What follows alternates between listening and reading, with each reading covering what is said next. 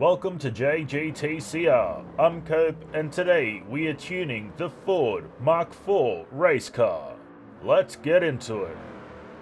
The Mark IV is very impressive for an old race car, and could put some of the more modern race cars to shame.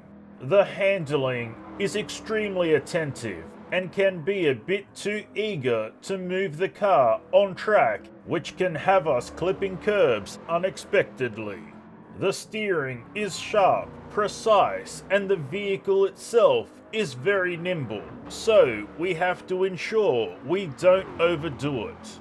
The power is also impressive at a touch over 500 horsepower, which is nothing to shake a stick at, especially for such an old vehicle. The power delivery is strong and smooth. Any traction loss we experience is solely on us and how we are driving. The gear shifts do take a while to engage, and this can impact our lines. However, this is something we can get accustomed to within a few laps. The brakes are solid and stable. They do a great job of slowing us down with no issues whatsoever. Let's collect our time.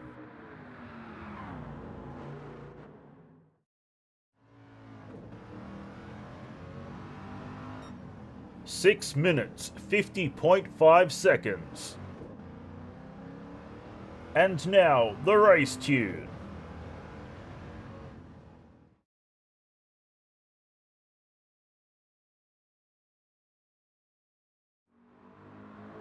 When modified, this Ford drives extremely well without tuning. However, a tidy dial-in shaves off quite a bit off of our total time. The handling is much more solid, stable, and grounded up front. The steering is very precise and accurate. It does not put up a fight unless we are doing something silly. The power has only had a couple of 100 horsepower increase, but it does make quite the difference to how this Ford moves and responds to our inputs. The power delivery is a touch more aggressive but easily controllable with a 2 to 4% lift if things go too far, but they rarely do. The brakes are still very solid and stable, though a touch understeerish. This can be remedied with brake bias being shifted 1 or 2 points towards the rear.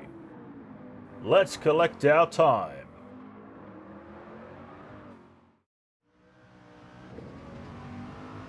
Six minutes, 27.8 seconds. And now the drift tune.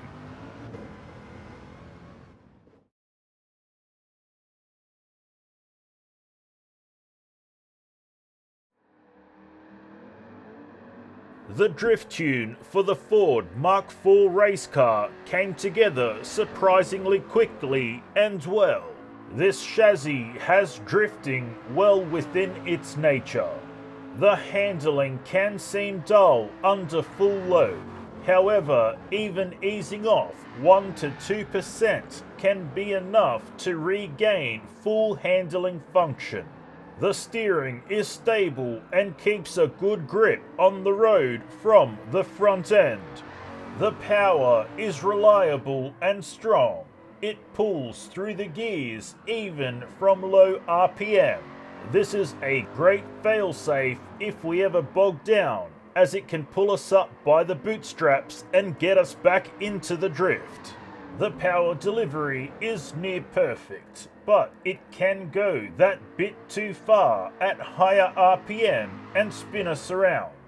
Also, high RPM can lock the front wheels in, causing understeer if the rear wheel speed gets too high. The Mark IV is a bit of a dark horse drifter, but it does the job spectacularly. And that's all we have for you today, so until next time, keep racing!